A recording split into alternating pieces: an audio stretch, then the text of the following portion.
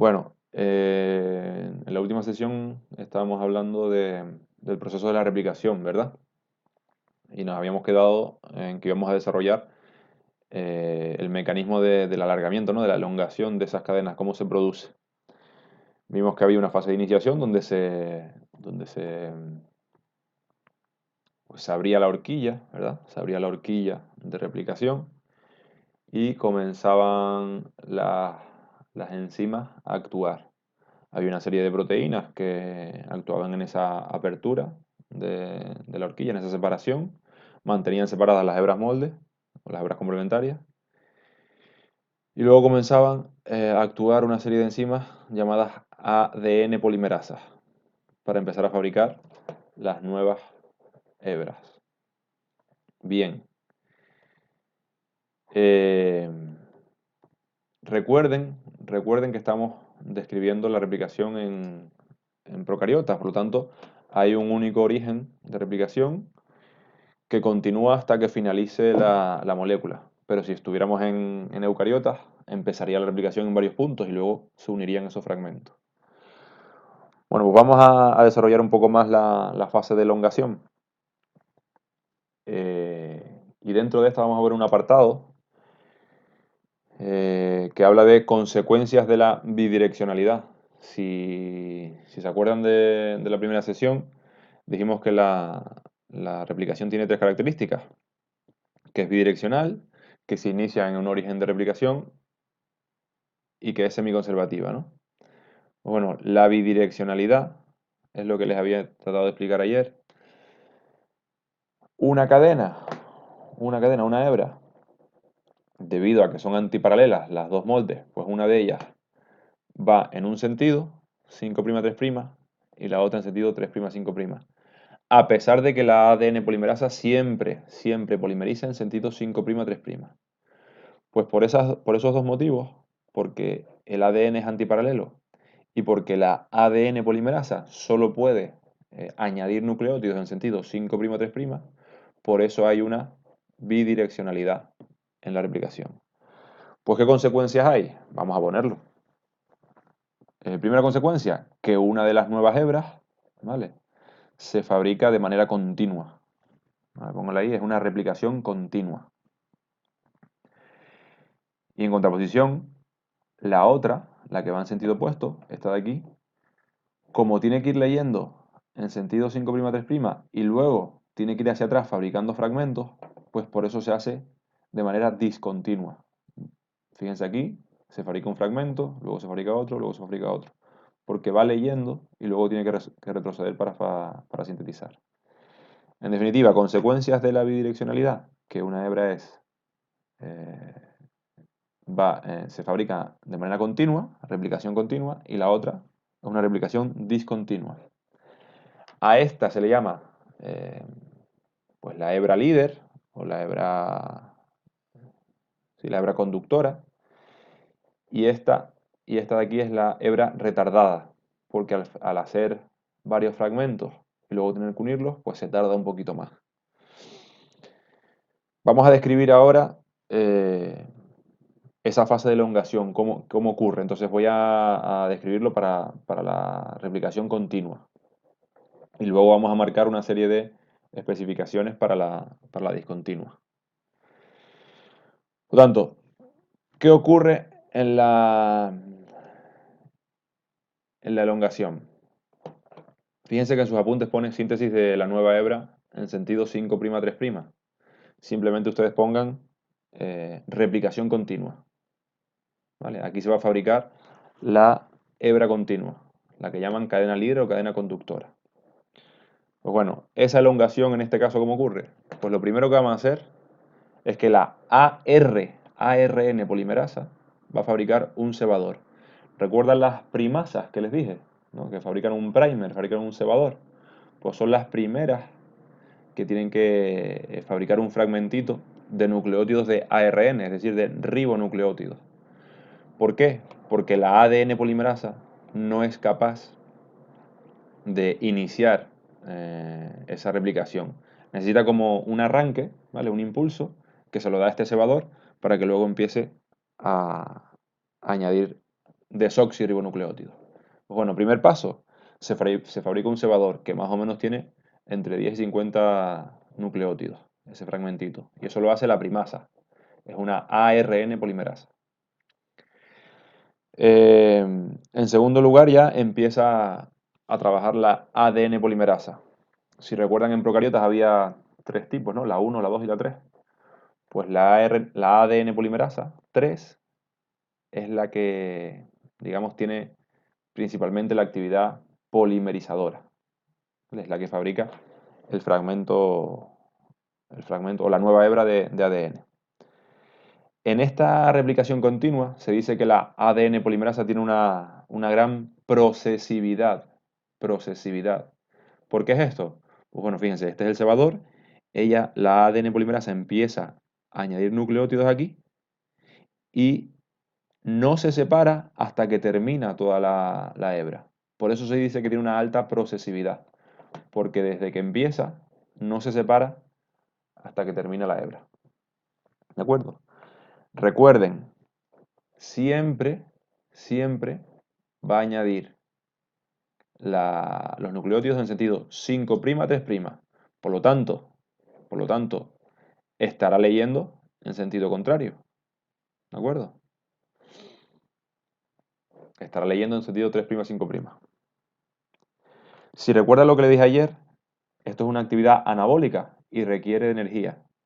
Pues esa energía la saca de los nucleótidos trifosfato que va añadiendo.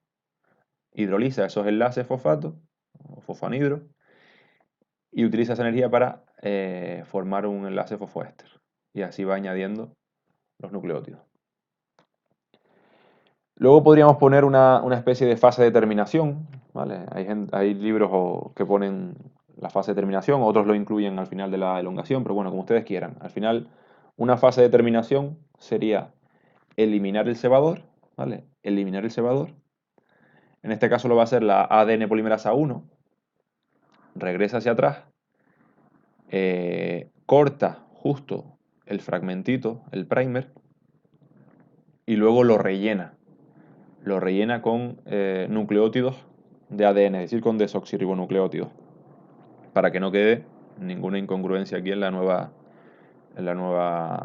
cadena de ADN. Pues bueno, esto se llama fase de terminación, la realiza la ADN polimerasa y simplemente lo que va a ocurrir es que se elimina el cebador y se rellenan esos nucleótidos. Y luego una ADN ligasa pues une esos dos fragmentos de ADN, el que correspondía al cebador y la hebra completa. Bien, esto es con respecto a la replicación continua de la cadena líder o cadena conductora. Si nos vamos a la otra, a la hebra que se replica discontinua, pues bueno, vamos a poner una serie de especificaciones. La fase de iniciación es igual, ¿de acuerdo? Esto ocurre igual que describimos al principio. Y en la fase de elongación, pues hay unas ciertas diferencias. ¿Por qué? Porque vamos a sintetizar fragmentos. Se van a fabricar fragmentos. Y luego esos fragmentos tienen que unirse al final. Bueno, en primer lugar, se sintetizan cebadores, ¿de acuerdo? Pero se va a sintetizar un cebador por cada fragmento. Fíjense, un cebador de ARN por cada fragmento.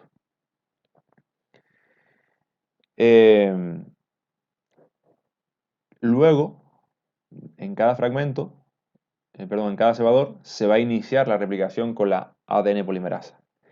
Y los nuevos fragmentos fabricados, es decir, los nuevos trozos de ADN fabricados complementarios a la molde, se van a llamar cada uno de ellos fragmentos de Okazaki. ¿Vale? Fragmentos de Okazaki. Fíjense que lo pone aquí. En esa elongación, ¿vale? En esa elongación, cuando cada fragmento está formado, luego tiene que eliminarse los cebadores. Pues ¿quién lo hace? De nuevo lo hace la ADN polimerasa 1. Hidroliza, rompe los primers, rompe los cebadores y rellena ese hueco de nuevo. ¿Qué vamos a tener al final? Pues fragmentos separados de ADN, una vez se han eliminado los cebadores y se han rellenado con desoxirribonucleótidos, vamos a tener fragmentos de ADN, fragmentos de Okazaki separados. Pues lo último que ocurre es que la ADN ligasa une esos fragmentos para ya dejar una hebra continua. Esta última parte, ¿vale? Esta última parte, cuando la ADN ligasa une esos fragmentos, se denomina ligazón. Pues ¿qué tenemos? Síntesis de varios cebadores. Luego se elongan esos fragmentos de Okazaki, se alargan. Luego se eliminan los cebadores y se rellena el hueco. Y por último se produce la ligazón, es decir, la ADN ligasa une todos esos fragmentos de Okazaki, quedando ya la hebra complementaria continua. Bien, decirles que la ADN polimerasa cuando tiene que romper, cuando tiene que hidrolizar estos ARN, estos cebadores de ARN, pues lo hace con la actividad exonucleasa. ¿Y por qué les recuerdo esta actividad exonucleasa? Porque vamos a hablar un poquito de corrección de errores. ¿Vale? Apunten por ahí un apartadito de corrección de errores. Si recuerdan las ADN polimerasas, aparte de actividad polimerizadora, tienen actividad correctora, es decir, exonucleasa. Pueden eliminar nucleótidos en el sentido 3', 5', por si ha ocurrido algún error. Una vez ellos han terminado tanto la cadena continua, ¿vale? la replicación continua, como la discontinua, ha finalizado, la ADN polimerasa revisa esas nuevas hebras y comprueba que los nucleótidos añadidos son correctos. Pues si no es así, si ha cometido algún error, es capaz de romperlo o de hidrolizarlo y añadir el nucleótido correcto. Esto es actividad exonucleasa y ocurre en sentido 3', 5'. Es cierto que a veces falla, de hecho la ADN polimerasa suele tener muchos errores. La corrección corrige esos errores, pero a veces también puede fallar esa corrección. Pues ahí entraríamos en una mutación. Y ustedes saben que las mutaciones pueden ser también fuentes de variabilidad genética. No obstante, esto es muy al azar, ¿de acuerdo? También es verdad que muchas mutaciones pueden ser perjudiciales. Por lo tanto, no conviene que se acumulen mutaciones. Si aparece alguna mutación al azar y es beneficiosa, pues ustedes saben que esto ya interviene o ha intervenido en los procesos de evolución de los seres vivos. Muy bien. Bueno, fíjense, me gustaría que se fijaran mucho en los dibujos, ¿vale? En las imágenes, para que comprendan el proceso. Aquí les dejo otro, ¿vale? Es lo mismo, lo único que ya les va saliendo como la hebra enrollada, nueva hebra enrollada. Y aquí por fragmentos. Fíjense, la roja sería la nueva y se van fabricando fragmentos. El negro, este de aquí sería el cebador. Replicación discontinua, replicación continua. Cadena avanzada, líder o conductora, y esta sería la cadena retardada. Lo que sí es verdad es que no puede avanzar mucho más esta que esta. Más o menos debe respetar una cierta distancia entre las ADN polimerasas, porque si no, dejamos fragmentos muy largos sin su complementariedad y esto es perjudicial. Más o menos van a la par. Esta es verdad que avanza un poquito más, pero hay una cierta distancia que no pueden superar. Bien, vamos ahora a poner las diferencias que existen, con las eucariotas, ¿de acuerdo? La replicación eucariota. Y todo lo que hemos hablado hasta ahora, pues se le puede aplicar también a la replicación de eucariotas. Lo único que, bueno, vamos a señalar una serie de diferencias. En primer lugar, la primera diferencia, las moléculas de ADN son mucho más largas que las de procariotas. Por este motivo, si recuerdan al principio, yo les dije que había varios orígenes de replicación. No es como en procariotas que se inicia en un punto y termina en otro, sino que empieza a replicarse, hay varias horquillas en la misma molécula de ADN. Y cuando cada uno termina, pues ya se unen esos fragmentos. A cada, digamos, origen de replicación que fabrica un fragmento de esa molécula de ADN nueva, se le llama replicón. Ojo, no lo confundan con los fragmentos de Okazaki. Lo que estoy diciendo es que se originan varios puntos como este de aquí. ¿Vale? Puede originarse uno aquí, se ponen a fabricar el ADN y se origina otro más adelante. En cada replicón se está haciendo una cadena continua y una cadena discontinua. ¿Vale? No lo confundan, repito, los replicones con los fragmentos de Okazaki. No es lo mismo. Replicón quiere decir que hay varios orígenes de replicación. Por otro lado, en las eucariotas hay 5 ADN polimerasas. ¿Vale? Recuerden que en procariotas hay solo 3. Bueno, estas 5 también se reparten las actividades que hablamos antes, ¿no? La actividad de polimerizar, se reparten la actividad exonucleasa, ¿vale? Eliminar cebadores y rellenar esos huecos. No hace falta que se aprendan cuál es cuál. Recuerden también que en eucariotas el ADN está unido a proteínas, las llamadas histonas, formando la cromatina. En procariotas esto no existe, aunque es verdad que se pueden asociar otras proteínas, pero bueno, las histonas solo están en eucariotas. Pues si se duplica las moléculas de ADN, también tienen que duplicarse las histonas para poder luego formar la cromatina en las nuevas moléculas, con las nuevas moléculas de ADN. Y por último, recuerden los telómeros, que son los fragmentos o las posiciones finales de los cromosomas. Pues bien, ocurre algo en la cadena retardada, ¿vale? Que cuando el último cebador se elimina y hay que rellenar ese hueco, pues no se puede cubrir bien ese hueco, porque tendría que cubrirlo en dirección 3', 5', ¿vale? Fíjense aquí. Tendría que cubrirlo en esta dirección, 3', 5', en lugar de 5', 3', y no es capaz de hacerlo, no es capaz de hacerlo del todo. Entonces, siempre, en cada replicación, este fragmentito de la cadena retardada, como que se pierde. Pues chicos, chicas, asocien esta pérdida de ADN al envejecimiento celular, ¿vale? Una de las causas de envejecimiento es estas pérdidas que hay aquí de nucleótidos de ADN en cada replicación. Bien, hasta aquí sería la replicación del ADN. En el próximo vídeo, no sé si haré dos, uno de mitosis y otro de meiosis, o hago uno completo, ya veo cómo el planteo.